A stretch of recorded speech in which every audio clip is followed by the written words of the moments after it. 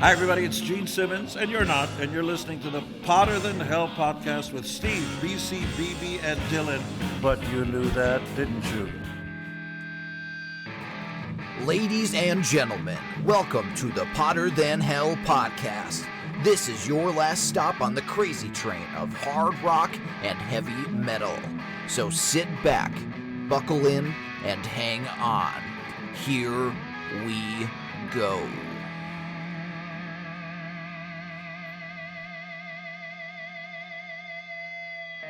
Hello, Potter Than Hellions. Welcome back to the Potter Than Hell podcast. This is Steve, and tonight I have with me BC and Dylan. And by popular demand, our Monsters of Rock cruising friend from the Great White North, Mr. Rob Karhukangas. How are you, buddy? I'm doing great, thanks. Awesome. Also affectionately known as Canada Rob. And we're going to be talking about some Canadians tonight, too, I think, on here at some point or another. Right? Way down the list. Yeah. And I have some other ones too that we can kind of mend the cracks with also, because there's lots of cracks tonight. But we'll see. So Rob, how are you, buddy? How's things up there? Doing well. We're in the middle of summer here. It's going to be in the low 30s here today, so it's a hot day. I guess that's about high 80s for you guys, maybe. Okay. 90s, Yeah, I 80s? think so. I Yeah. say 30s. I'll switch. Yeah, they do that. They do that Celsius shit up there. All right, cool. Dylan, how are you? A lot better than last week, so that's good. We had a lot going on last week with the new puppy and stuff like that. Thankfully turned out okay. So. Oh, okay. Yeah. All right. BC, how goes it, buddy? It's going. Good. Are you enjoying your new job, BC? Yeah, just I feel like I'm on a different planet sometimes, but Bringing knowledge to the people. I warned him. it was right on the nailed it right on the head. That's good, though. That's cool. Usually at this point, I'll say, here's what we did last week, but I was on vacation last week, and Dylan and the Killer Bees recorded, so I don't know what that's going to be. I don't want to know. Were we supposed to record? Your ass, I know you did. I saw you on the camera coming in. Maybe they were just coming in to hang out. Yeah. I doubt it. Why do we have to come up there and record? I doubt it. Anyway, so I don't know what they did. Rob doesn't know what they did because today is the 30th of July, and the episode will be out on August 1st, I believe. Yeah, August 1st will be out. So I don't want to know what it is, and so we'll all be surprised. So we'll talk about that and this one next week. So I'm very interested to see what it was, and then I'm always like, oh, fuck, I wanted to do that. But anyway, today our Ozzy Osbourne was buried today. The funeral for him was today. I'm sure that you guys probably talked about Ozzy last week because I think he died 2 days before I think you guys recorded. Yeah. And I just, I was on vacation in Virginia when he passed away, and with the way things are anymore, it's crazy because like you see, oh, so and so died, and then half the time it's bullshit. You know what I mean? Like it's a spam or I always wait for whatever at least the fuck. like 3 news briefs on my phone to pop up for me to be like, oh, this is official. Yeah. So I wasn't shocked by it at all, and it's the coincidence of it is weird because exactly like Lemmy, Ozzy passed away 17 days after his final show. So they have that. Is that the new 27 Club number? Might maybe? be. I don't know how old Lemmy was when he passed away though. So maybe it's the 76 Club. We'll have to see. But I've been binging Ozzy. When we get to talk what we're listening to, but I did binge Ozzy quite a bit in Virginia. Sat out down there, hot as balls down there too. It's hot as balls up here, which I don't mind because I hate the winter. It sucks ass. 70. Lemmy was 70, so Ozzy had a couple of years on him. Which that either one of them lived to be as long as they did is amazing in itself. However, Keith Richards is still plugging along. Oh, why'd you might have jinxed it. No. He'll outlive all of us. No. So, I just sad day. I saw some of the clips from the funeral, and like Sharon looked like she fucking aged about like 30 years.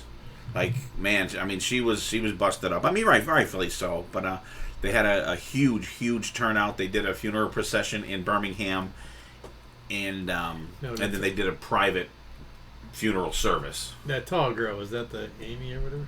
The one that didn't want nothing to do with the show. The daughter that's very. I don't know. There's there's Kelly, there's Amy, and there's another daughter because I think he's got another daughter, another son from the first wife, I think.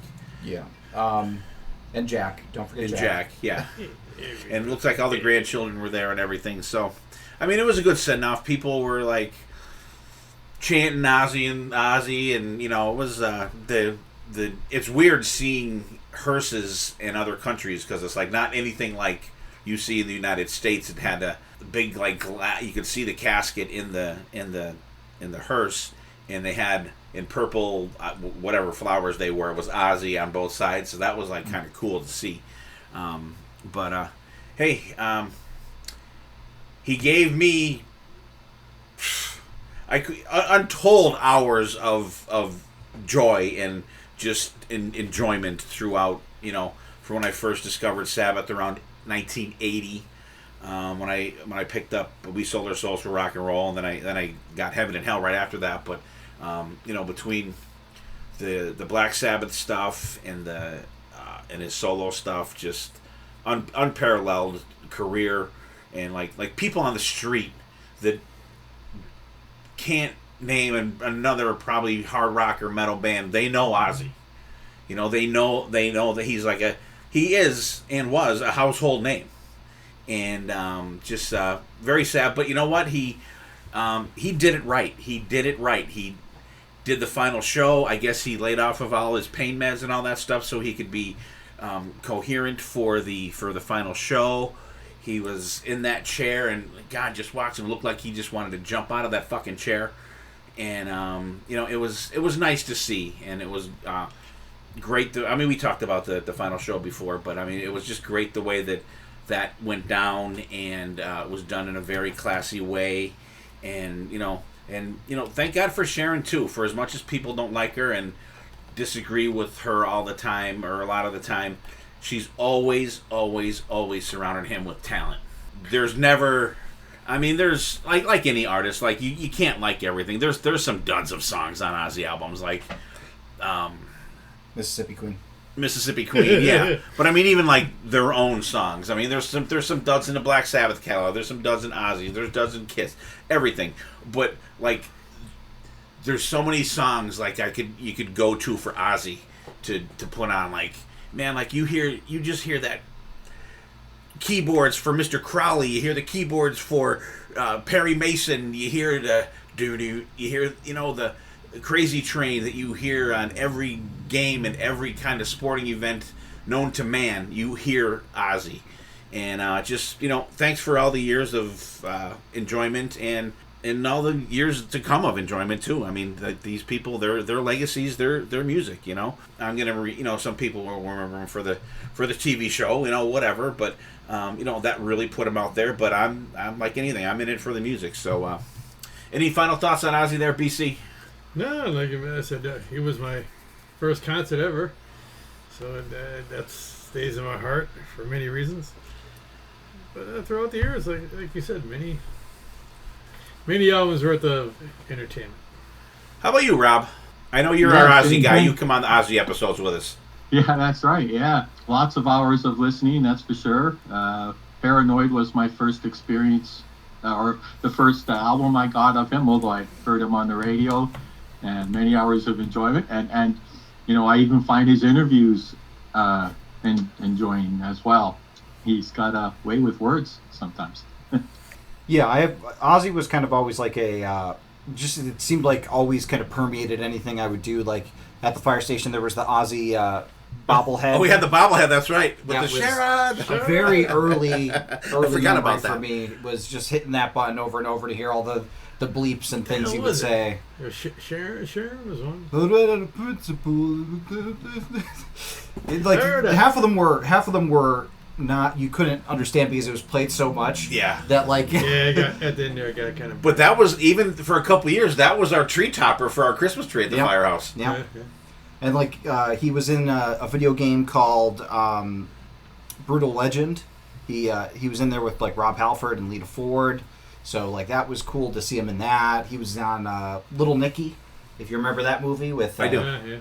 With Adam Sandler. So like Ozzy was kind of always around.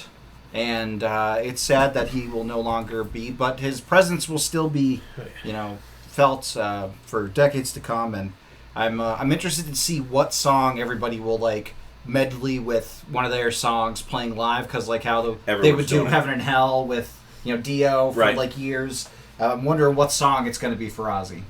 Yeah, that's true. And for me personally, Ozzy gave me one of the most enjoyable moments in my whole life. When we went to see Black Sabbath in New Jersey, it was me, BC, BB, and Dylan all sitting there on the side, and when he did Fairies Wear Boots, when you get that, yeah, we all just screamed it at the same time. It was like such a great and joyful moment, and I actually have tears in my eyes thinking about that. I think about that often. Every time I hear that, I think of that, and it was one of the most joyful moments in my life. And who was on drums that night? Tommy Clufitos. That would have sucked though, being sprayed with the. Oh no, that was at the show. That was at the He sprayed. He had some foam hose and spraying the crowd. That was solo Ozzy. Sucked. He had fucking hit by that shit.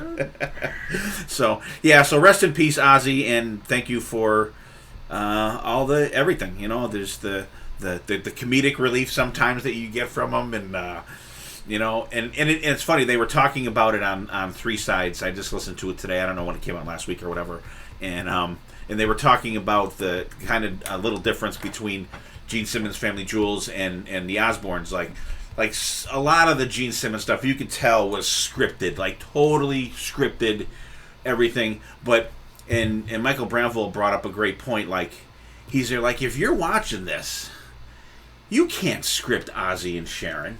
You could maybe put him in a situation and see how it unfolds. But he's not going to follow a script, and she's not going to follow a script either. Well, and it was the first one, too. Like it set the template. And everybody kind of followed that. Like Dee Snider had one, Gene Simmons, like Hulk Hogan, like I mentioned in the episode. Hogan knows best. Yeah, they set the template where they were just recording their lives, and then, because of how wild they are, everybody kind of had to match that overdo energy. It or try to overdo it. Yeah, to script it. Yeah. So I absolutely believe that it was like these other shows are scripted, but you could not. I don't think you could have scripted either one of them too, because it's just so chaotic. And and thank God for Sharon, because if it wasn't for her, he'd have probably been dead in a hotel room in 1979. Yeah, she kept him on track without a doubt. So. Once again, thank you, Ozzy. And so before we get rolling on here, what have we been listening to? Dylan, how are you? What do you got going? Well, the new Alice Cooper album came out, The Revenge of Alice Cooper, of course, bringing the Alice Cooper band, everybody but Glenn Buxton, as he had, but he still has a presence on the album. Yeah, I think they had some pre-recorded stuff for him. Yeah, I like it better than Detroit Stories. I like it less than Road. Okay. I liked it more than I thought I was going to like it, because me, I'm very anti Alice trying to harken back to the 70s. I'm very sick of it, and Bob Ezrin, I don't think he has been doing a good job with producing Alice. I keep wanting to say Ozzy with producing Alice in the last couple. Did he produce this one? He produced this one. Okay. He produced Road, and he produced Detroit Stories, and he did the one before that too. My Nightmare, yeah. Well, he did paranormal something. But yeah, the album's better than I thought it was going to be. I don't think it's an end of the year one for me, but there was some stuff on there that I really enjoyed. It just again, I don't dig the harkening back to the 70s Alice, but it's less painful for me on this one, I guess, than it has been, and great guitar work in a lot of it, and I think Alice, sounds good. It was. It passed the bar for me, but my bar was set pretty low. Okay. Anything else? No, that's really it. And the 40 albums we're going to be talking about tonight, those songs. Okay. Rob, how about you, buddy? What do you got going? Yeah, like Dylan, before the 40 albums we're going to be talking about, and some Aussie stuff, I checked out 3 new releases. One is Extra Cherries by Enough's Enough. And, they're not a metal band, but there's a song on there called Heavy Metal. I think they're similar to Cheap Trick, but Cheap Trick rocks harder. And I think it's a pretty good pop rock album, but I think if Chip got himself a great singer, it would really elevate the stuff. and I picked up a couple CDs, The Revenge of Alice Cooper. And yeah, very much has the vibe and attitude of early albums like Killer and School's Out. And I liked it better than Detroit Stories and Road after the first listen. And the third one is Circling from Above by Styx. And this is definitely a prog album. There's spots on here where I hear Pink Floyd, ELO, the Beatles, the Who, even a Billy Squier riff. But what I don't hear a lot of is the old Styx that I like. And it seems like the keyboards are driving all the songs. And it really needs the guitars to be more front and center. All right. More on that to come. Was there any JY songs on there? No JY songs. I don't think so. Is there? Yeah, I hadn't had a chance to look at the credits yet. Like I just got it. There's no obvious ones though. Yeah. So who's still in the band? Is it like Tommy Shaw? Tommy Shaw, JY, Lawrence Gowan. I think it sounds like Gowan writes a lot of stuff. Yeah, it sounds like this type of stuff. Ricky Phillips, Todd Zuckerman, and I think Chuck Panazzo still has something to do with them. I don't know if he's. And then they got another guy there too. There's another guy too. I'm not sure his name. Gowan's brother. Is it? Oh, okay. Oh, okay. Yeah, he's actually in the band now. Oh, okay. Because I see some live clips and I'm like, okay, I don't know who that guy is. Got an AC/DC situation going on. Yeah. So, okay, BC, what about you? I've been struggling lately, just trying to find something new, and stopped in the Gallery Sound, and you were telling me about it, and I was nervous, but there really wasn't nothing else grabbing me or jumping at me, so I picked up the More Balls to Picasso by Bruce Dickerson. Reimagined, so last time I saw that, I picked it up, and it was very, very bad. So I was so desperate for something fresh and different, not different, but... So the original album you didn't like? Is that what you're saying? No. Usually when you see Reimagined or whatever, usually you get nervous. Okay, you're nervous about that. Okay. Wicked Sensation, that was bad. I was gonna say, I'm like, I figured solo Bruce would be good with you. So I'm like, all right, I'm gonna try it. I'm a Bruce guy. I have to be brave, and I put it in. I was drove off the road. It's so good. Really nice. I haven't had a chance to listen to it. I was blown away. Okay, awesome. That's good. I'm so fucking happy to hear that. I was like, we're putting that on when we go on the porch. I was like, holy shit. And I'm like, it's like, really? Yeah. Reimagine, I was very... You get nervous when you see that. Because, because it's usually reimagined shitty. Mm-hmm. No, this is... I don't think it's reimagined. I think it's just fresh. Remixed or re-recorded. There's different things. There you go. We need to produce something. We'll call it whatever refreshed. Yeah. It has like little newer things tossed in everywhere, but it's very. Would you hearken it to like that Holy Diver like new mix? Yes. Okay. Oh yeah. I was like, wow. I'm like, wow. Maybe I don't know. Maybe because I was so scared to go into it, and I was like, that could maybe because it's the opposite of dealing with the Alice thing. Like your expectations were like so low, but then it was way better. You know what I mean? Like better than Dylan's were. I just like the way. There's things thrown out. I can't wait. I don't want to ruin it for people. I can't wait to do it out there. I can't wait to listen to it. I will say though, the new Alice cover, one of the best covers he's had. Oh, that is cool. It is cool. It's like a graphic novel. Yeah, like an old like EC comics, like Tales from the Crypt type of like. It was very cool. All right, so for me, new Joe Bonamassa breakthrough album I've been listening to. Absolutely fantastic. Love him. Dylan and I have tickets to go see him next March. And also the Alice Cooper album. And I liked about 3/4 of it.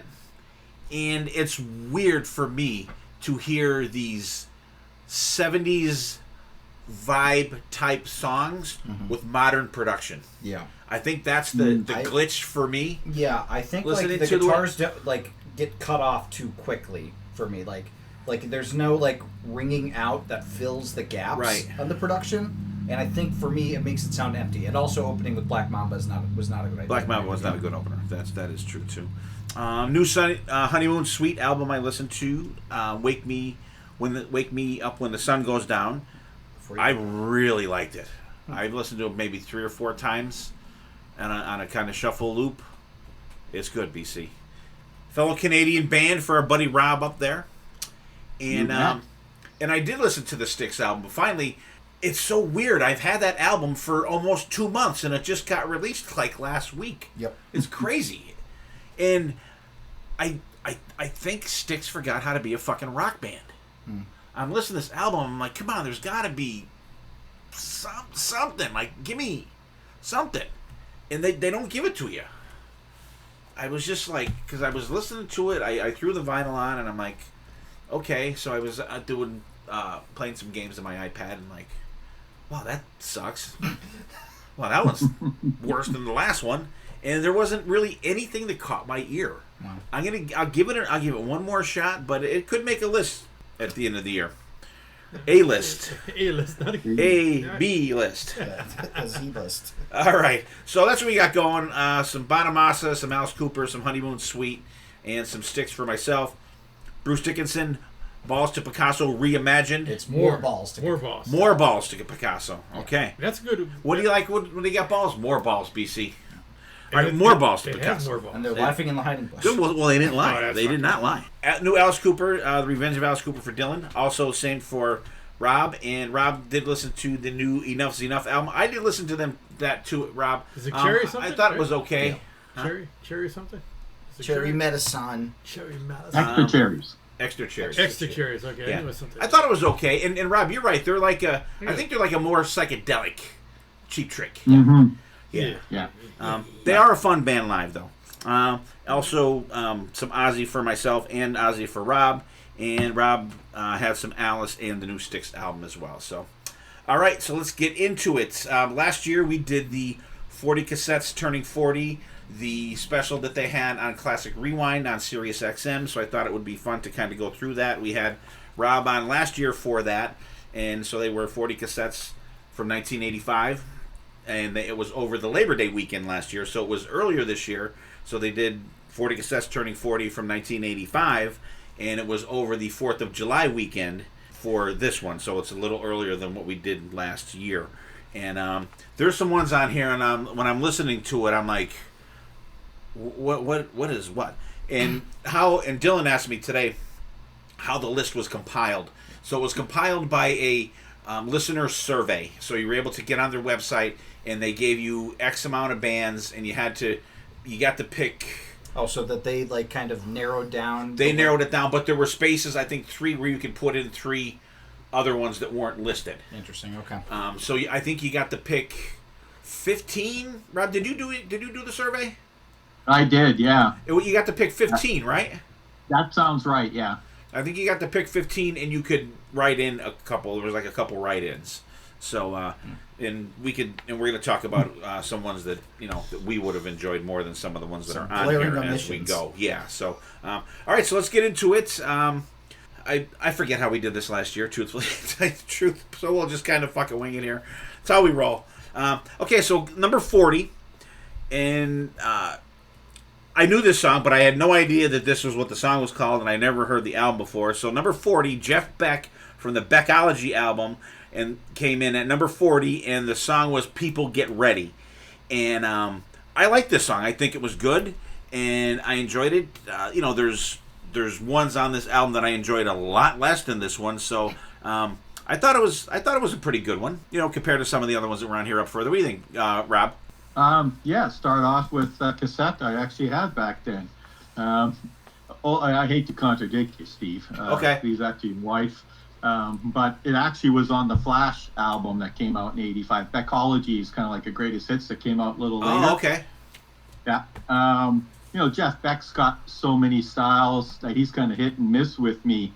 But I think there's some good guitar on this album, even though he's not a shredder, that we like most of the time.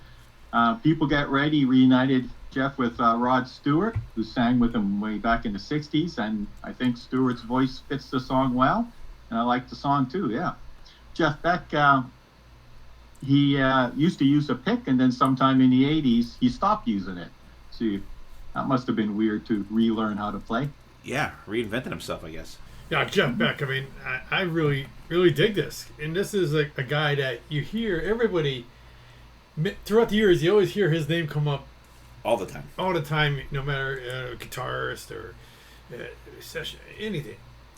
And it's somebody you hear a million times but never really think about, just check this guy out. But I like this tune.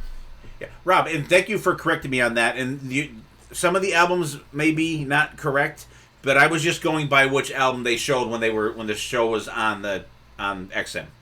So that's how I got some of these. But you would have voted for Flash if that's the one you were. Oh, absolutely, for sure. Dylan. Yeah, I like this one. I mean, I whenever I hear Rod Stewart, I'm not a massive like I only know his popular stuff. Same with Jeff Beck. Like I know like the stuff. I know more of his stuff with Ozzy in the latest Patient Number 9 than I know of like Jeff Beck solo. And Rod Stewart, Maggie May is played constantly in Christine's rotation. So I've come to really appreciate Rod Stewart's voice. So it was nice to hear those two come together on this song. Yeah, Rod Stewart, the vocals were great on this one. Yeah, so the next one, it's the 39th album, was White City, a novel from Pete Townsend, from The Who, formerly. Well, no, they're still going. They're still going. Kinda, I think. They're limping along. They had a thing with Zach Starkey lately. Yeah, there's something really going on weird. there, yeah. But the song that they put out for this album was Give Blood. This song felt long. I'm like a big The Who fan.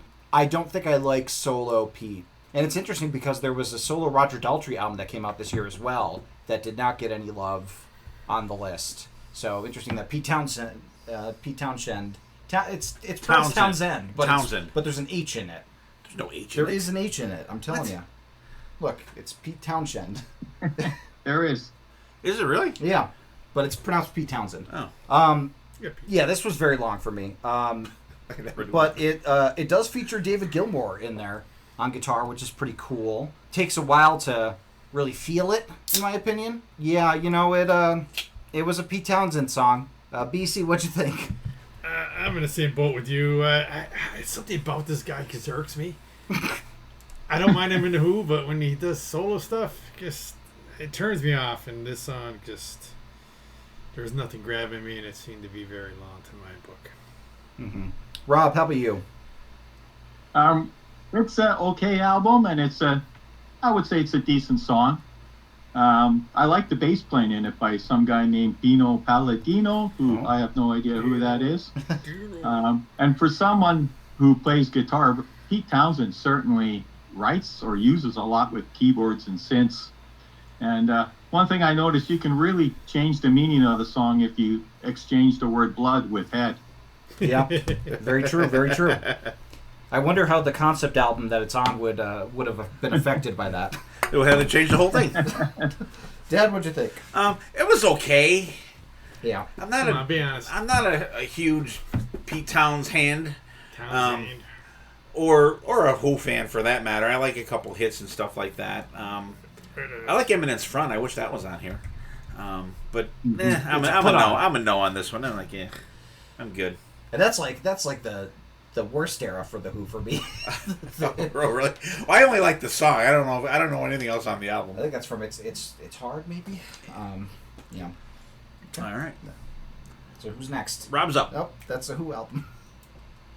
All right, number 38 is the album Love by The Cult. And, they're one of the bands that I would say I like. But, when I think about it, I don't listen to them much. Maybe I should listen to them more. I did buy the cassette back in the day, and mostly because of this song, She Sells Sanctuary. And, it's a rocker. I still like it. My favorite song in the album is Rain, because I think that's the one that really hints what they're going to get into on the Electric and Sonic Temple albums. How about you, Steve? I like this, and I'm in the exact same boat as you, Rob, with The Cult. And it's a band that, like, I whenever I hear a song from them, I'm like, oh man, I like them. One of them that I always promise myself, I gotta listen to more from these guys. But I never do. But I do. I think that I don't know if there's one song that they picked that was a single that I didn't like, and I think I've only listened to one Cult album all the way through in my life, and it was one of the ones like down the road, like their comeback album or something in the Sonic 90s. Temple? No, it was after that. Oh, really? Yeah, so You're I on enjoyed the Garden of Good and Evil. Yes, that was the one. I liked it. So yeah, I enjoyed this one. Ooh, Dylan. This was the first song on the list that I genuinely unequivocally enjoyed, for sure. And it's one that I knew, of course. And the Cult, I have to echo both of you. A band that every time I hear them, I'm always excited about it. I need to delve deeper into them. And this one is really great. I wish that there was like a good solo in here that would like really like elevate it up to the next level. But I think even without the solo, I think it's a great song. Mm-hmm. And BC. Oh, and I call it. Come on, you can't go around these guys. I'm like you guys. I was like, oh shit, and then you never really get into them. Probably a good 2 months ago, surfing YouTube, and there's some stuff from like a few years back. Fucking killer. Mm-hmm. I'm like, damn it.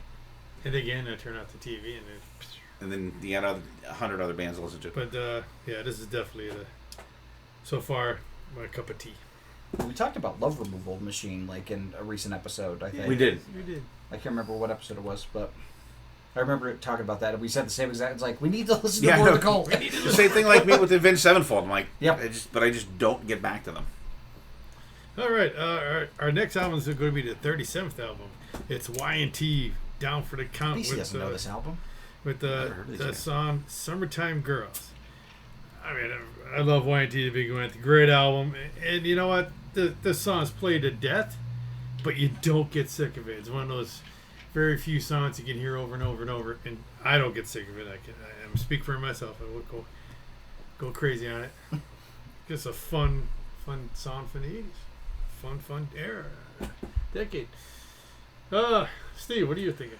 Y&T, Down for the Count. We did not get to this album yet on our 2x2 with Sonny, so I won't go crazy into it, but I'll just stick to Summertime Girls. Fun song. I remember when this came out, I was a junior in high school when this came out, so I was right in my bang zone for this.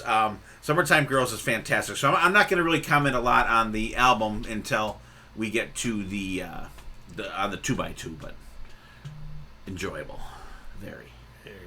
Rob, what do you think? Well, Y&T is a band that my appreciation of them grew by bounds when we saw them at the pre-party there. I thought this album was a little bit more commercial than some of the other ones I've heard, but I'm by no means an expert on them.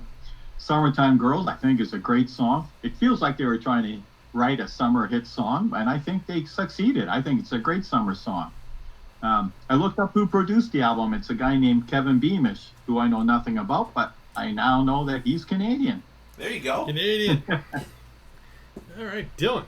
It's the background vocals for me on this one. I love the harmonies in the chorus, like so good. I even like the keyboards. I think add a nice like brightness to it that works perfectly with the song. Even the guitar solo in it is kick ass. Like, I mean, of course they never half-ass guitar solos in Y&T. Dave Manchetti would rather not play at all if he had to do that. But it's one of those popular songs that definitely is a hit for a reason. All right. Number 30, coming in at number 36. I feel like Casey Kasem here. The Power Station, self-titled album. And the song that they were playing was Get It On, Bang a Gong, which is a T-Rex cover song, I believe. Mm-hmm. This song was...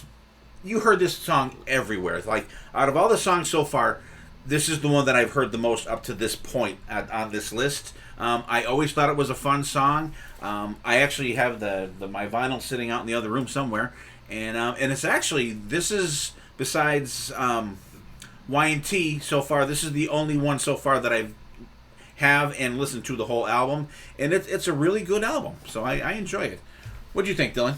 Yeah, it's a great super group. Of course, you got the Taylors from Duran Duran.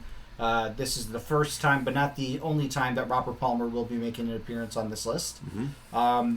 I wish that they picked one of the non-covers on the album, because, I feel like, Communication would be cool.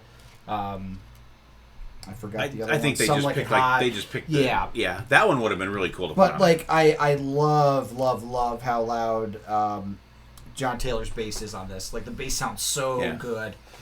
It's great. I mean, like I'm a huge Duran Duran fan, so like having the guitarist and the bass from Duran Duran, like that's it for me. So yeah, I'm glad that this, because I forgot all about the Power Station. All right, Rob. Well, this is one I don't have. This album to me sounds like a funkier version of Duran Duran. Bang a Gong or Get It On, Bang a Gong. I like the original better. Maybe that speaks to my age, but something from the Power Station version is missing for me. Maybe the groove or something. But I think Andy Taylor plays some good guitar on this album, especially on the songs Murderous and Go to Zero. BC. I remember when this first came out, and they were talking about it, and Andy Taylor, and of course, Andy Taylor from Duran Duran, so Duran Duran. Not really known as a guitar band. Yeah, they're really not known as a guitar band, but people kept talking about it, and this was played to death back in our day. But I went back and listened to some other songs on the album. Not bad. I mean, maybe it's just I gotta be in the mood for it more, but overall, not bad. Awesome. All right. Okay, the next song that we're going to be the next album we're going to be talking about is the Vision Quest soundtrack, and the song featured is "Only the Young" from Journey. So I have a big problem with this. Does anybody remember the movie Vision Quest by featuring Matthew Modine? Because I don't. Yeah. I saw it once, but I don't even remember what it's about, so it was that good. Well, let me tell you some other soundtracks that came out this year that were not included on this list. The Breakfast Club, Back to the Future, The Goonies, Copacabana, your boy, Barry, Rocky IV, St. Elmo's Fire. St. Elmo's Fire, there you go.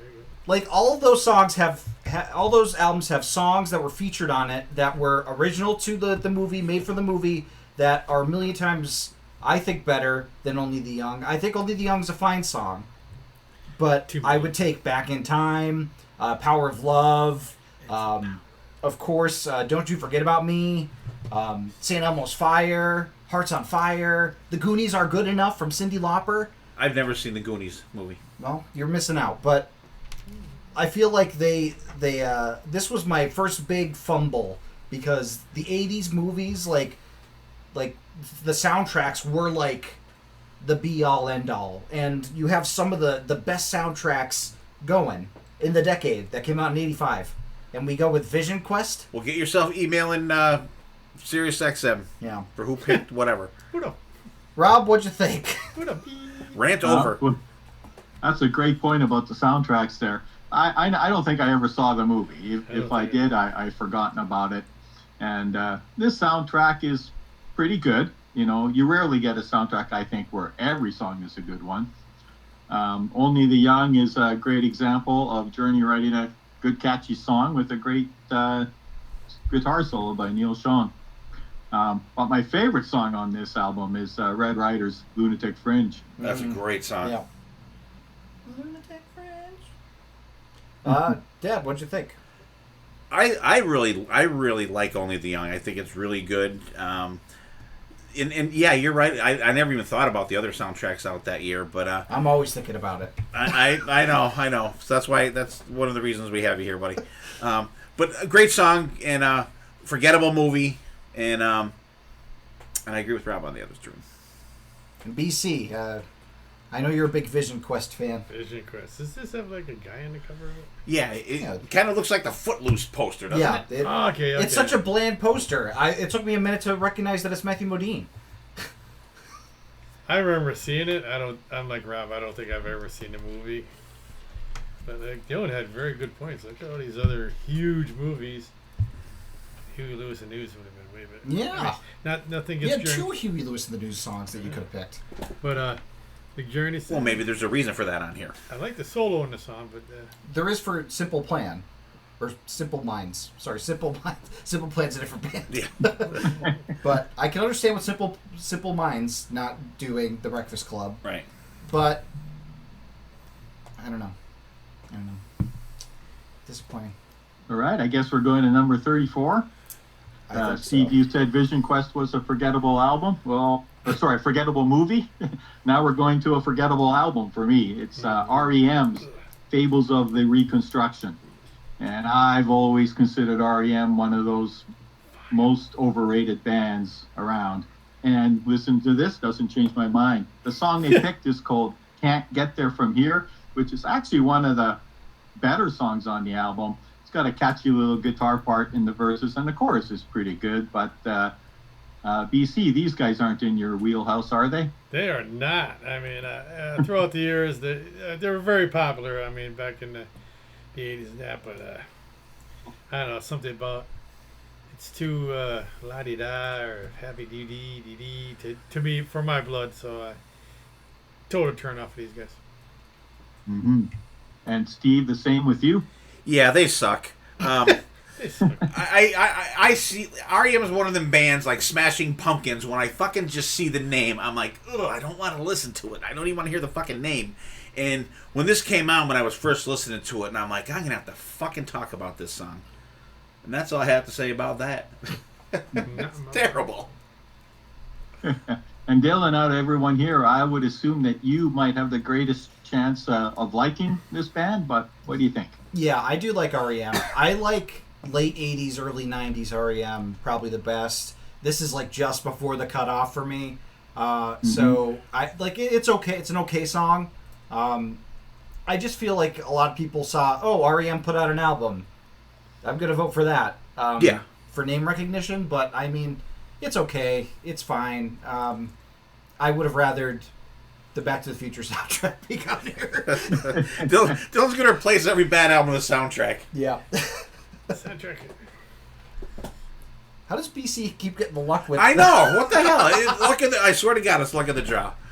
I'm digging it. I'm really digging it. Our 35th album is going to be the rock band Doc with Under Lock and Key. And it's going to be 33rd. I can't see. 33rd and a third. Oh, yeah, I see it. It's in the shadow of the beer can. I'm sorry. That's 33rd that's a album, cool Dog. album name, In the Shadow of the Beer In Can. the shadow. Yeah, we're on to something. But the song was In My Dreams, which this album, to me, after Tooth and Nail, it was still good. But you can see they got the powish look. It's just that time frame. Everything I think in 1985 had that powish look. Then everything from Kiss, and you can name off 10 other bands right up. But good riff in this song. It's George Lynch. I can't go wrong. Just a good rocker. And I first started dating my wife, and Nikki was in the backseat. She was singing the lyrics. This song, and this sounds like. Well, they say it only 1,000 times in the song. Yeah, it's easy to pick up. That and Into the Fire. Into the Fire. Rob, what do you think? First great album on the list, I think. Right in the middle of an incredible 3-album run with Tooth and Nail, this one, and then Back for the Attack. And George Lynch is incredible on this album. In My Dreams is a great song. It's got an a cappella start that works. So, hey, Kiss, go eat your heart out. Baby. Give me something sweet. Chugging riff, great harmony vocals that you always get from Dawkins, and of course the great killer solo by George. Steve. Doc and Under Lock and Key. This is an album that has a kind of a special place for me because it's the first tour that I saw these guys. They opened up for Twisted Sister on one of the very few come out and play shows that they toured for, and I think this is friggin' fantastic. I love the video for it when they're playing in the rain, and Mick Brown does that doof, doof at the end, and the water's just splashing up from the drums. Freaking awesome. But songs like the melody, the vocal melodies in this song is fantastic throughout the whole album. And then you get like a rocker like Lightning Strikes Again, just a great album. And this is actually album number 3 that I've listened to. Number 3 that I've listened to all the way through on this list. I definitely enjoyed this one. There you go. Yeah, it's a great song. Fantastic album for sure. The harmonies again. It's on the two like hard rockers. We get the harmonies going, which is funny. And a little bit on Journey too, like getting close to the hard rock kind of area in terms of like the rest of the songs. But I mean, George Lynch, come on. All right, next album up for us is going to be George Thorogood, the Maverick album, and the song is "I Drink Alone." This is another album that I have listened to all the way through, and I like it. I think this is really good. And "I Drink Alone," there's like big fatigue on this song, but the album overall is very good. And this is another song that as soon as you hear da-na-na-na-na, you're like, oh yeah, here we go. No, that's Bad to the Bone. Mm-hmm. Oh. Oh yeah, you're right. Damn. But this is it's a fun song. It's a fun drinking song. Even if you're drinking with other people, it's a fun song. I enjoy it. What do you think, Dylan? Yeah, it's a classic. I mean, I kind of love the talking that George Thorogood does in a lot of his songs. It's always kind of really fun that it kind of has that bluesy like harkening back that I think works really well, and just like kind of like his voice and the guitar working in tandem and harmony is really great. So I mean, this one I cannot fault for being on the list. And he was a minor league baseball pitcher too. There you go. All right, Rob, what do you think, buddy? Yeah, I appreciate Thorogood's version of hard rocking, beer drinking, whiskey gulping blues. This album's got a couple of country blues songs on it that I think bring it down a little bit. "I Drink Alone" is a great blues song that George actually wrote, because a lot of blues people do covers. I like the line, "When I drink alone, I prefer to be myself." In other words, leave me alone when I'm drinking by myself. I really like this song. But just to note, I prefer not to drink alone. I guess I'm a social drinker, but I'm social every night. You're only drinking the days that end with Y. Yeah, exactly. BC. Yes, I think it's a good song. I think George is a good guy. I mean, throughout the years, nothing fancy from him, just straightforward, fun songs. This is one of them. I mean, I've been known to drink alone, but never by myself, though. Well, you have all the other people in your head, so you're not really, you're head. never alone. I'm never alone, so I'm not drinking alone. But no, very good, George. Yeah, so the next album is very hard to pin down, and I hate that I got it because I'm glad it wasn't me. I don't know. We don't know what like album it is from, because they didn't put it out as a. They didn't put out an album. I guess it's a live song. I guess I don't know. I didn't get this one that it was on there at all. But what is it? It is the Grateful Dead with "Friend of the Devil." I believe that we took it from Dead Set Live. That was the version we listened to, or at least the version I listened to. That's the one they played. That's the one they played. Okay. This was the very first time I ever knowingly listened to a Grateful Dead song. I cannot remember ever putting them on or hearing them on the radio, because they're kind of siphoned off onto their own island. You probably heard "Touch of Grey." Maybe, but they have a very, very, very, very, very massive following. It is like a lifestyle, the Deadheads they call it, and I know that their live sets were often very 18 hours long, highly regarded in terms of content. I thought the song was okay. I like the jam bandy parts towards the end, when they were actually starting to pick up a little bit. It's a little long in the tooth for me. It's a little laid back for me, especially coming after "In My Dreams" and "I Drink Alone." Then "The Friend of the Devil." It's a little too pulled back. Rob, what'd you think of this one? Yeah, so that Dead Set album came out in '81. It shouldn't have even been on the list. Yeah. Lots of your soundtracks could have taken the place of this. Exactly. And secondly, when I saw the list of albums that made it, this was the album that I dreaded most in listening to. And for good reason. It was a slog.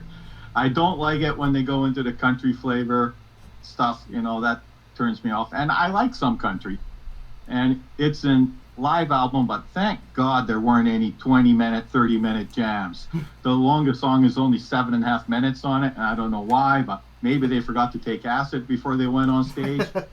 And why does this band need 2 drummers? Like, it feels like Rick Allen could do what they do on just a regular kit, you know? Yeah, no shit. Yeah. Well, is one a percussionist and the other one's the drummer? Yeah, I don't know. Well, they do in case one passes out mid-set. Oh, good idea. That's probably it. Friend of the Devil, it's a slow country song. I think it tells a story, but it couldn't hold my attention long enough for me to figure it out. This is a band I have trouble getting into. BC, I know you're a big Deadhead. I definitely have no problem listening to Grateful Dead. I have no problem getting into the Grateful Dead because I don't even acknowledge the Grateful Dead. That's how I didn't even listen to it. I mean, I remember getting out of high school and working a third shift job, and they played, it might have been Rock 107 at that time, main station. I swore they played an hour of the Grateful Dead every night. I wanted to shoot myself. So I had promised myself I would never go back to listen to Grateful Dead. Sorry. And I never did. Good Just skip this you one. skipped this I one. skipped this one. Grateful Dead. Very good. I don't like it.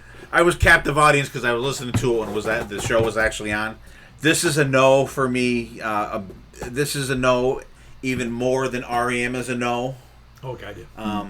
Just terrible. Like, like Rob said, it was from 1981. What the fuck? Rather listen to you. I'll say listeners. Give me REM. I'll listen to them on a loop.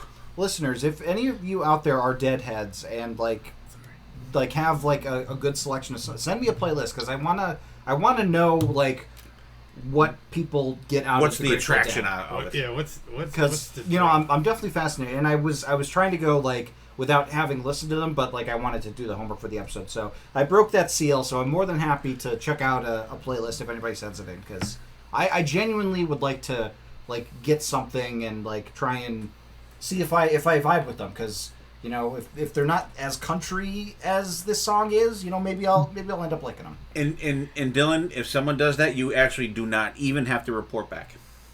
Okay, I might mention if I like their behavior, but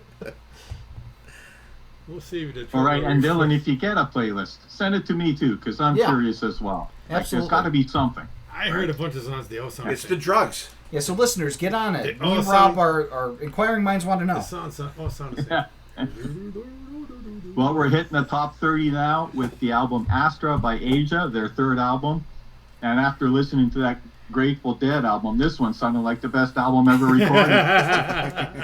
Now, of course, Asia hit big when their debut and it's a supergroup with John Wetton, Carl Palmer, Jeff Downs, and Steve Howe. But on this album, Mandy Meyer replaces Steve Howe.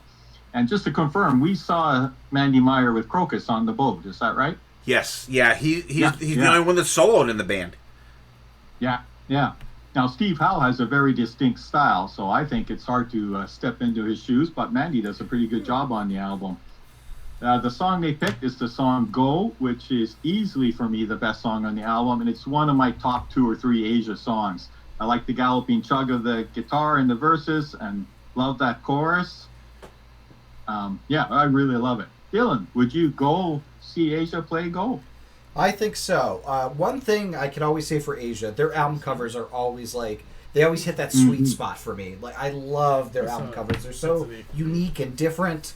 And the song is fantastic as well. I want to mention that, but their album covers, I love them. But Go is a really good song, and like for a band that like I haven't heard as much of as I think I should have at this point, because we have like every Asia album.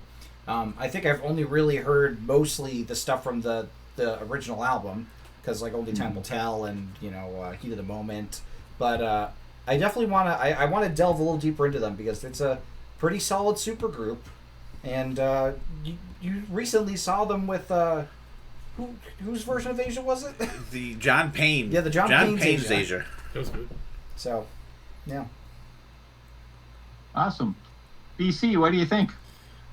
I've been digging Asia. I mean, like I said, a few months ago, we caught them up in Connecticut, and not them, but John Payne's version, and I was pleasantly surprised. I like when you go see a band you didn't expect to see, and you find yourself 100% enjoying it, and that was definitely what I did. And then on this version of Asia, overall not bad album, but I would say this is probably one of the top tier songs on the album.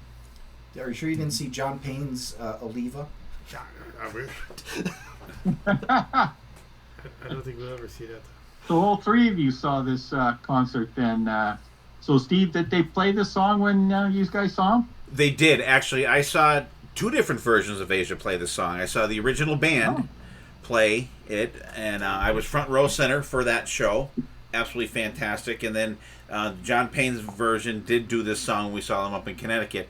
I am a huge Asia fan. I've been listening to them since the first album came out, and heat of the moment, I could take it or leave it, but there's a lot of songs. If you want to hear a kick-ass Asia song, pull up Time Again and just listen to Time Again, and you'll be like, holy shit. Like, and BC, they were kind of in the vein of like, you didn't think they would rock that much. It was like seeing Kansas. Okay. So I love this album. I had it since it came out. Hard On Me is a good song. Countdown to Zero is great. Suspicion, Rock and Roll Dream is fantastic. Solid album. And the song Go is fantastic. All right, album number 29 is going to be from the guys in Cheap Trick with Standing on the Edge. And the song is Tonight It's You. Yeah, back in the day, I mean, this song was everywhere on radio. You went to little Friday night dances or whatever, and this song was always played. I dig Cheap Trick. Cheap Trick was probably the second band I ever got into, right after Kiss.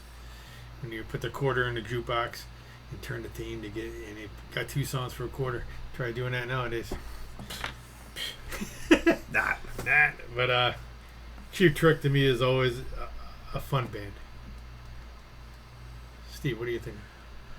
I've been a fan of Cheap Trick, and I've told the story 1,000 times. BC does not remember it. The first time we ever met, someone said, I know a guy that's a bigger Kiss fan than you, and they introduced us to, and he said, Kiss sucks, I like Cheap Trick. And that would Paul Stanley rubbed me the wrong way the night before. This is good. You know what? I don't know many tracks from this album.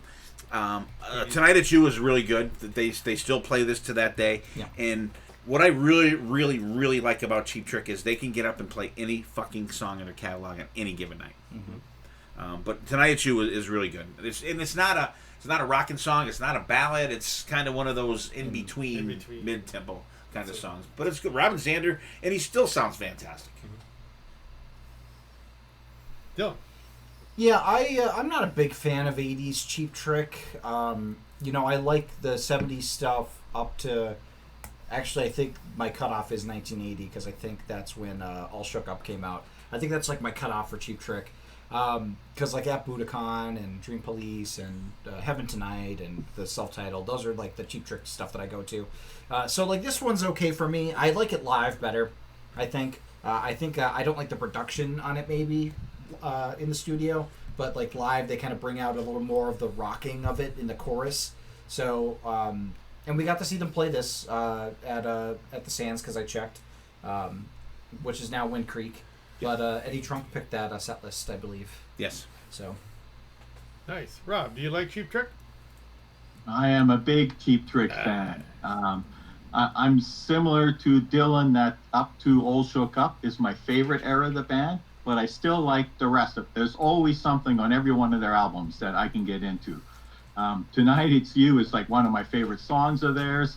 The verses are kind of slow, and then you get that head-banging pre-chorus that kicks into the catchy and rocking chorus, and Robin Zander's got one of the best voices in the business as far as I'm concerned. Rob's got number 28. Rob gets a good one. Oh, I get to go next? Oh! Whoa! 2 great albums in a row. Oh, that should have been me. That's it. Number 28 by Kiss, Asylum. And I loved this album when it first came out.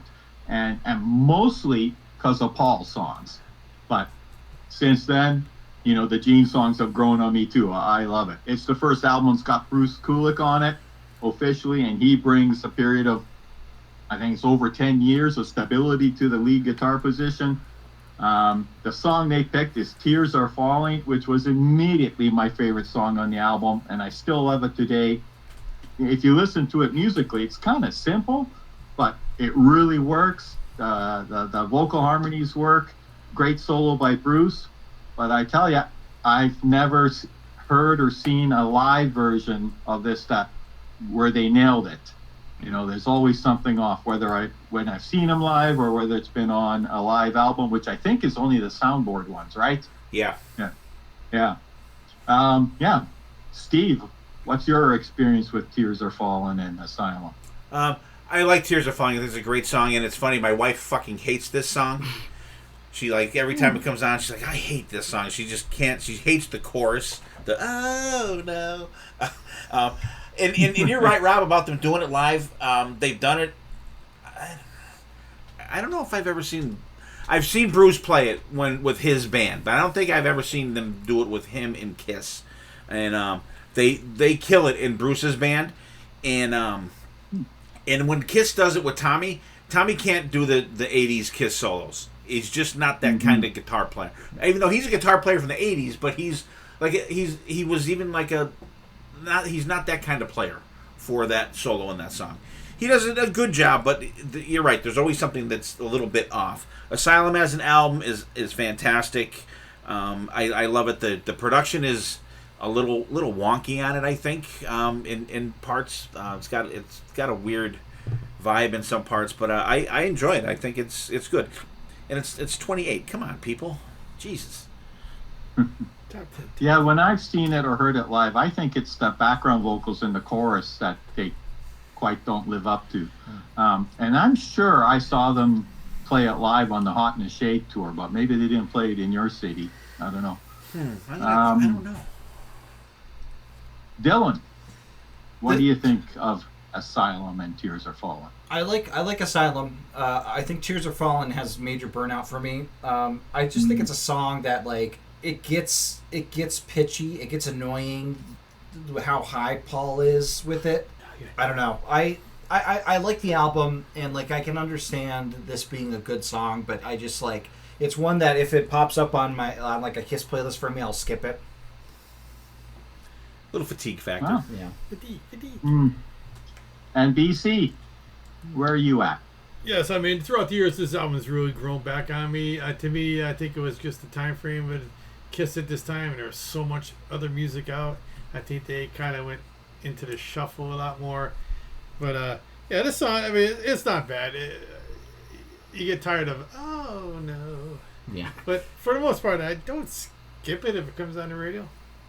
And you brought up a good point, BC, and I'm of the same thing. Between, like, after Animalize, I kind of went off to Kiss. I still got the albums, and Crazy Nights. I got them when they came out, but they weren't there for me.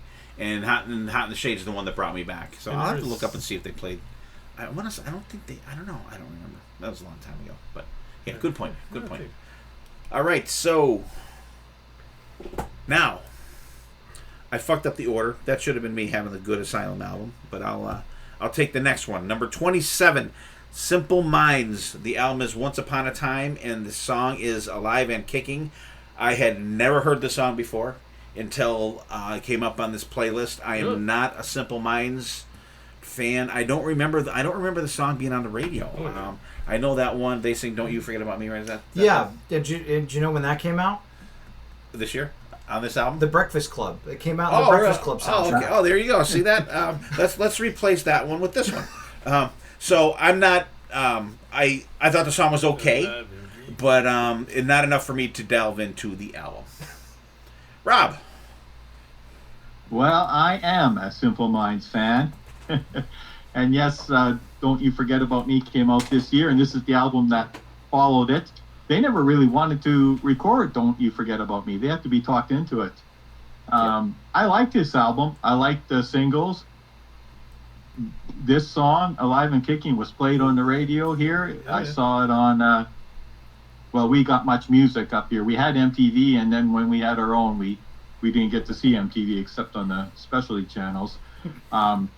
Alive and Kicking has got kind of a mellow verse, and I love that "What You're Gonna Do" part that sets up the chorus. And I think Simple Minds have a knack of writing great choruses. You gotta get off of that rock. My producer on the I Remember Now podcast says, if it's not rock or drivel, I don't like it. So it wasn't rock or drivel. Simple Minds. Yeah, this song was. I don't believe you never heard it. It was always on the Yeah. radio. No, it's gotten play. It's gotten a lot of play back in the day. But I didn't mind it, but it's okay. It's again not my cup of tea that I go to. So I'm okay with that. done. I think it's poorly titled. I'll say. There's no kicking. The chorus has a little bit of a kick up, but like if you have a song called "Alive and Kicking," You wanted a little more you energy. get up and go, you know. And I'm still irked that the Breakfast Club soundtrack didn't get on this list because "Don't You Forget About Me" has definitely had more staying power than "Alive and Kicking." Oh, hell, I love that drum part towards the end. Yeah. That is fantastic. And on the video, they show it from over the drummer's head. Yeah. Fucking awesome. And it opens up the movie. It ends the movie, and it has they have the Bowie lyric on the screen, and then the come on, iconic. Do it, Don. There you go. Okay, so the next album, we're going back to the supergroup forum here with the Firm's self-titled debut, and the song is "Radioactive," and not the Gene Simmons song, and not the Imagine Dragons song. So you're radioactive, not she's radioactive. Yeah, well, I think it's just called Radioactive. But yeah, you're right. I don't think I like Paul Rodgers as a vocalist, and I don't know if it's because I'm pissed off that Queen tapped him to replace Freddie Mercury. I like Jimmy Page's guitars, and our boy Chris Slade drumming, so that's pretty cool. But yeah, I think Paul Rodgers takes this away from me a little bit, where I can't fully enjoy it like I used to, especially since like the other singer that Jimmy Page is known for working with appears later on this list, and I think he sounds much better than Paul Rodgers. Rob, what'd you think of The Firm? Yeah, I did have this cassette in the day. I forgot that Chris Slade was part of this. Tony Franklin's fretless bass is the best part of the album, I think. When going back and listening to it, I just love that. Paul Rodgers, I got to echo what Dylan said. I think he's got a good voice, but it's got to be in the right situation. Just a little trivia note: Paul Rodgers lives in my area of the world, in BC. Oh wow! On this album, they covered "You've Lost That Love and Feeling," and that was kind of a poor choice. "Radioactive's" a pretty good song. It's the only song that I, even though I have it, it's the only song I would be able to name off it. And again, the highlight of it is Tony Franklin's bass. BC, I know you're more of a fan of the Pelican Brief. Pelican Brief, though. The Firm, yeah, this is a big song back then. A John Grisham joke for you. I don't care about the radioactive. What is that? Is that guitar? Is it like a sitar or something? No, it's the fretless bass. That didn't. That really? It seems very high for bass. I know what you mean. I don't think it's bass. Yeah, that part turns me off to the rest of the song. But it sounds not bad, but I'm like, what the fuck is that? Well, Dad, I'll have you know, I looked up the personnel on this album, and you could be possibly like Steve Privet and get credited for tape operation, supplier of tea, gin, and tonics. Oh, so even the bartender gets a fucking shout out. Yeah, get with Carl. Be like, hey, Carl, could I provide? I'll bring up some Mountain Dew for you. Can I be the Mountain Dew delivery guy? Could you put me on the album for that? Yeah, for me, I think I have this album. I like Radioactive. It's okay. And we did on an episode, I want to say last year at some point with Brad, and he picked Someone to Love off of this album. Oh, yeah. And I remember liking that. So that was another song that we did touch on with these guys. It's okay. It is, and I think I spoke about my feelings about Paul Rodgers a couple episodes ago. So I'm not a huge fan of him either. Mm-hmm. So I am. Well, it was brought up, so I got to comment on it. So it's okay. The worst singer that ever sang with Queen, and that's including Brian May and Roger Taylor in there as well. Nice. I think everybody went, so go for it. Another well-known song BC gets. All right, we're going down to Robert Palmer with the 25th album / song, Riptide with Addicted to Love. I mean, this is such a big song, a bigger video, I think, back in the day, too. With It's catchy. I like it. It doesn't blow you out of the water, but I can leave it on and tap my foot. I didn't mind it. Rob, do you like any of Robert Palmer? I'm a hits guy with him. I don't have any of his albums except the greatest hits. Addicted to Love, you can't hear the song without thinking about the video and those models. Yeah. It felt weird to me when I listened to it, and then I checked it out that the album version is 2 minutes longer than the single and video versions, and I think those are 2 unnecessary minutes. But my favorite song on the album, even though there's not much guitar, is I Didn't Mean to Turn You On, which I think is about like the clapper. Yeah. Clap on, clap off. All right, Steve. I remember this. I like this. The videos were cool. They were catchy. And I'd be concerned if you didn't remember this I song. forgot about the clapper song. Yeah. It's pretty cool. This was one that actually, and I thought that this one would be up higher. Probably top 15 on this list. I'm surprised that it's where it's at. Interesting. BC, did you know this was supposed to be a duet with Chaka Khan? Oh my God. Chaka Khan. Oh, That would be brutal, I think. I know. I'm glad they didn't. Nothing against Shaka Khan. But no. That would have sucked. That would have definitely sucked. Ew. Yeah. Yeah, Andy Taylor I feel provided funny. rhythm guitar well on the song. What do you think about that? I mean, this is a very well known song. I mean, this was in every like '80s compilation, best of the '80s kind of situation. Great stark music video for sure. Like very visually impactful with like how minimalist it is. Yeah, I mean, it's a really great kind of synth driven, like it's kind of a fun thing. I wouldn't replace this with a soundtrack. I don't think. Wow, it's the first time I think he said he wouldn't replace something with the soundtrack. I know. All right, all right. Who's I think it's me. Yep. We're going to number 24 with Behind the Sun by that guitar hero from the 60s and 70s, Eric Clapton. And it's my opinion that the 60s and 70s were his best stuff, stuff like Layla and Cocaine. But since then, not so much. In the 80s, he started using synthesizers and programming and electronic drums, and that's not his strong suit. This album ends with 3 slow ballads, so it allows you to get a head start on your afternoon nap. The song they picked is Forever Man, and I actually don't mind this song. It doesn't rock out, but it is one of his more upbeat songs. Not a bad guitar solo, but yeah, I don't go to Clapton very much. Let's go to Dylan. Yeah, Clapton's another one like with Jeff Beck where I don't know as much as I should. Most of the Clapton stuff I know is, the stuff that plays on the radio. And a little bit of the Crossroads Music Fest, because he was part of that. He kind of formed it, right? That was like his, yeah. So I want to dive deeper into Clapton, especially since he has an autobiography out, and I love reading autobiographies from musicians and memoirs. I'm back in that phase, so I might dive into Clapton after I Dive into Grateful Dead. Yeah, after I dive into Grateful Dead. Yeah, and after I dive in, well, the Grateful Dead has a ton of books out, so that would be perfect for me if I end up getting into the Grateful Dead. But after like Peter Frampton, I think is probably going to be the next one that I go into. But Frampton's is good. Yeah, I liked this song. I didn't love it, but I can understand. You see Eric Clapton, you want to put him on a best of list. Mm-hmm.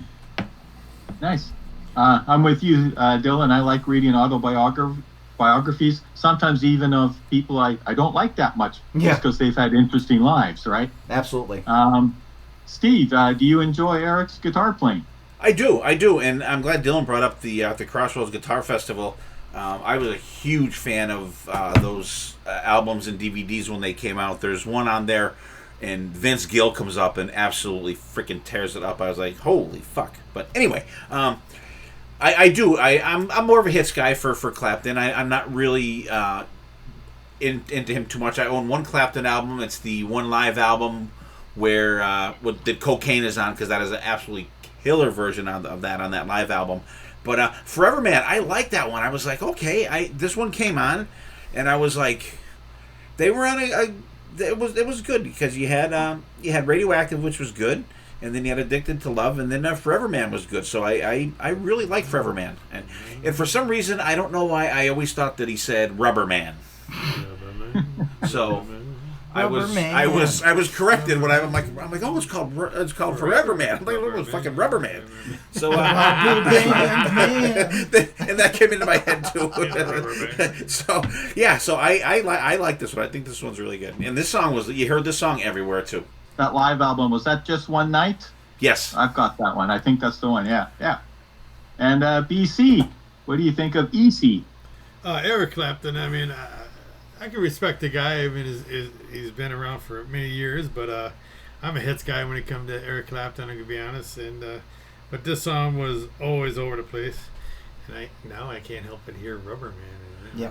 Rubber Man. I swear to God, I thought that's what that was. Eric Clapton did play the best Beatles guitar solo on While My Guitar Gently Weeps. Oh, really? Yeah, he did the solo in that. Yeah. Really? He did. Remember Frampton play that?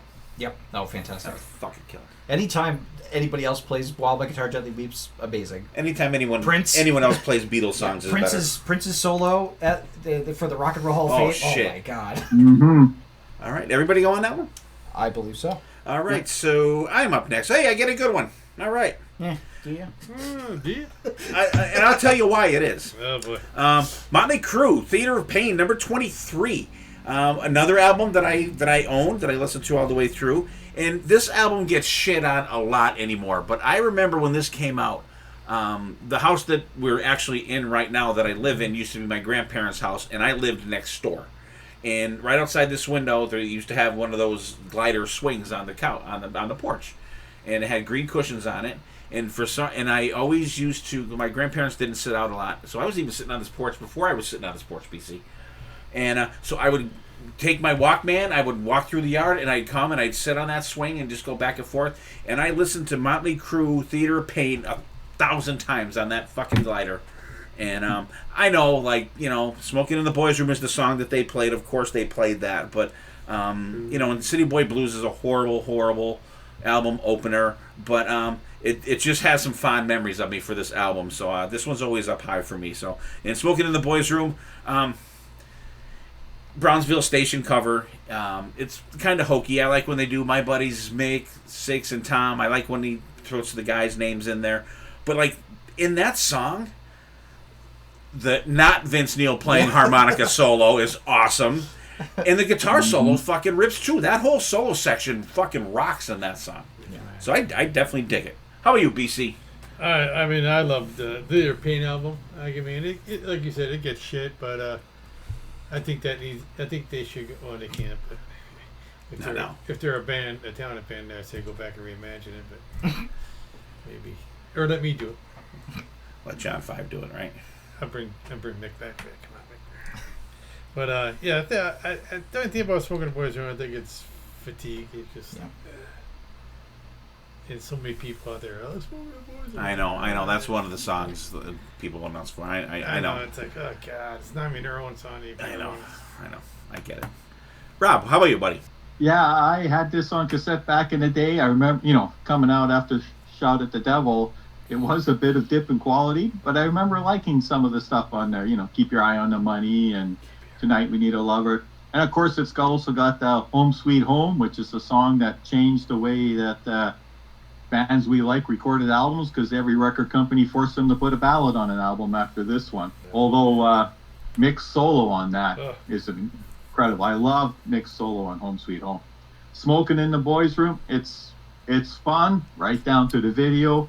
And, it's not Motley Crue's best cover, but I think it works better than Twisted Sister's Leader of the Pack. Oh, hell yeah. What have you done? Better than Motley Crue's Like a Virgin as well. So, yeah, this for me is like the first stumble album for Motley Crue, in my opinion. Like, the things that work on this album are Mick Mars for me. Because, like, Mick will always hit it out of the park. Like, his guitar tone on this song is so playful, and, like, it works so well with the harmonica to do those back-to-back solos, and it's fantastic. I understand putting this album on here, especially since Home Sweet Home was such a massive, like, chart breaker type of thing. But it's not. It's definitely like one of my least go to. It's my least go to in the classic era of Motley Crue, and one of the least go to of like their whole discography, I'd say. So it's my turn to do the album. We're going from Theater of Pain to The King of Pain. How's that for a transition? There you go. That's a segue. Yeah, we're going to Sting to do Tony Schiavone's introduction of the wrestler Sting. The album The Dream of the Blue Turtles, his debut solo album, breaking out of The Police. And the song that was chosen to represent this album is Fortress Around Your Heart. And I like Sting. I like The Police. You know, the reggae jazz vibe that they bring is very fun. I think Sting's voice is so unique. And I just like the tone of it. I don't know. It always calms me. It always gets me excited. And I really just very much appreciate whenever I hear a Sting song. I'm not as familiar with Sting's solo career, more familiar with The Police. The one Sting solo thing that I like to have as a fun fact is that he was asked to write a song for a Disney movie.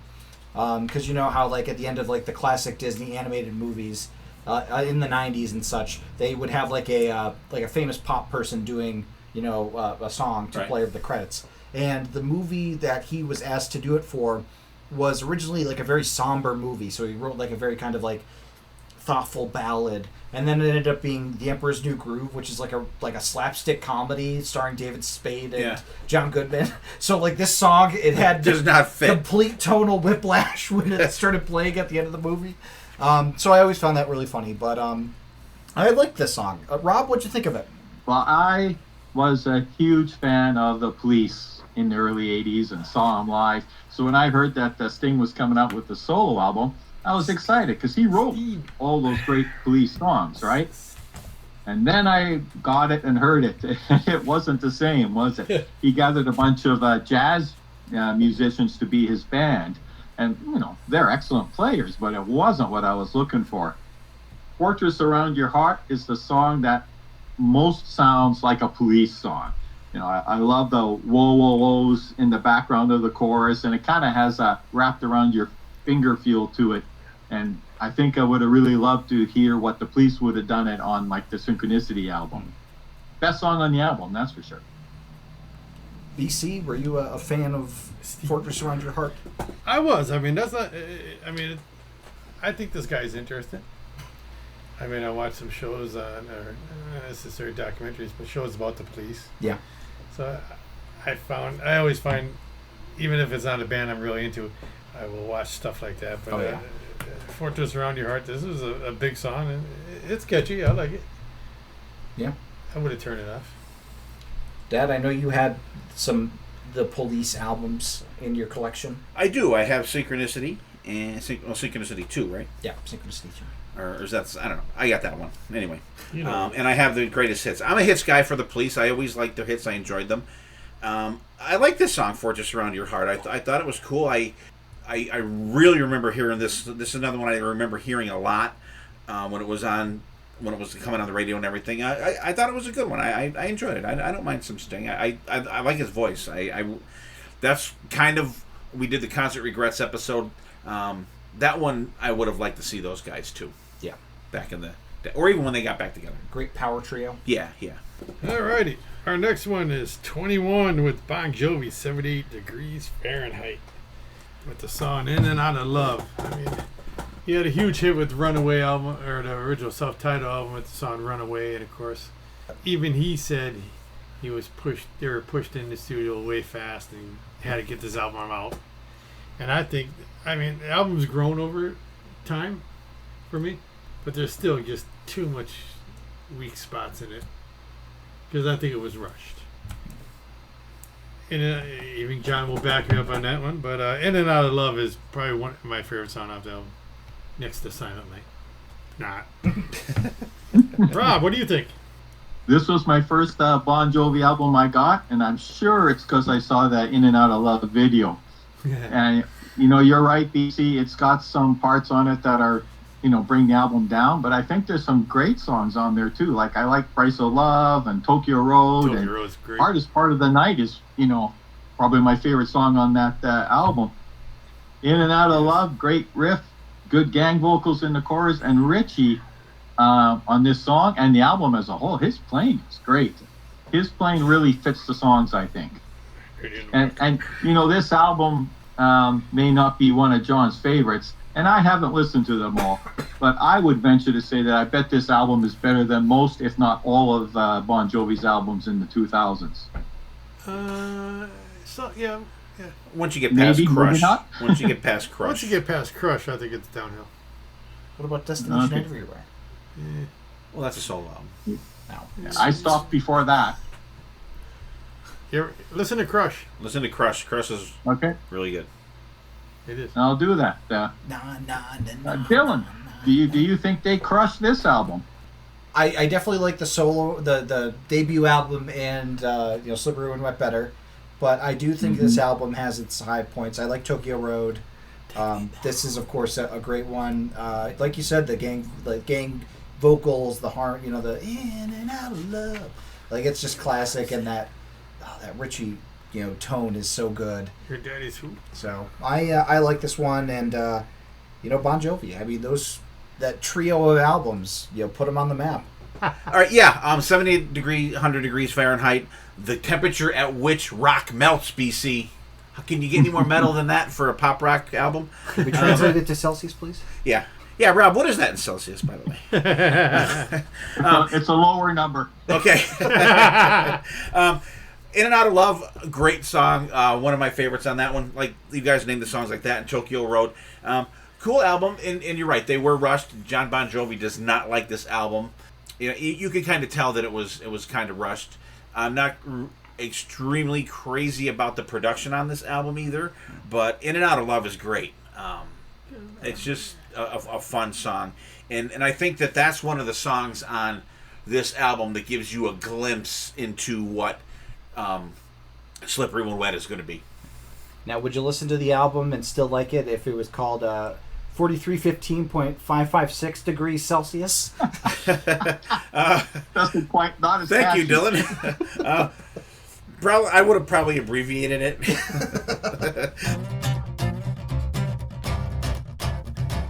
All right, guys, so that was what's going to be part one of 40 Cassettes Turning 40 from 1985 from the Sirius XM Classic Rewind list that was picked by the listeners. So we will be back in a couple weeks with part two, returning with Canada Rob, and looking forward to it. So we're going to let Ozzy play us out with See You on the Other Side, and we will see you next time, and there definitely will be a next time.